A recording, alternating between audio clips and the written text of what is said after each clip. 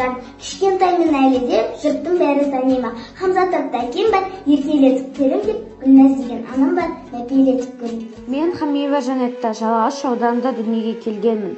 Ұлтым шешен, мен орыс мектебінде оқимын. Қазақша еркін сөйлеймін. Қазақ халқының тілін білу оған деген шексіз құрметіміз деп білемін. Мен Югайдиана. Жалағаш ауданы Бахарбай Батыр ауылы. Нөмірі 33-ші орта мектептің 10-шы сынып оқушысымын. Ұлтым кәріс болса да мемлекеттік тілді құрметтеймін. Мектеп гимназиясының 5-ші сынып оқушысы Караченцев Данил.